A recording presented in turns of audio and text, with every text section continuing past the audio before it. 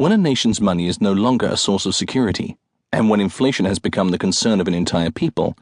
it is natural to turn for information and guidance to the history of other societies who have already undergone this most tragic and upsetting of human experiences. Yet to survey the great array of literature of all kinds, economic, military, social, historic, political, and biographical, which deals with the fortunes of the defeated Central Powers after the First World War, is to discover one particular shortage.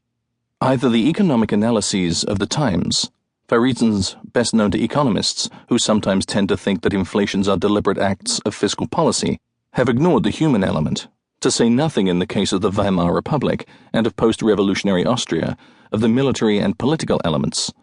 or the historical accounts,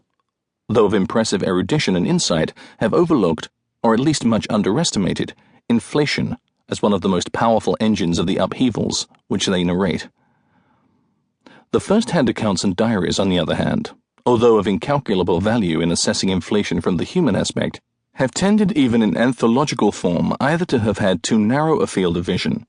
The battle seen from one shell hole may look very different when seen from another, or to recall the financial extravaganza of 1923 in such a general way as to underplay the many years of misfortune of which it was both the climax and the herald.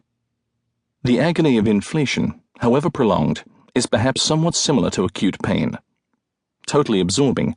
demanding complete attention while it lasts, forgotten or ignorable when it has gone, whatever mental or physical scars it may leave behind. Some such explanation may explain to the strange way in which the remarkable episode of the Weimar inflation has been divorced, and vice versa, from so much contemporary incident. And yet, one would have thought, considering how persistent, extended, and terrible that inflation was, and how baleful its consequences, no study of the period could be complete without continual reference to the one obsessive circumstance of the time.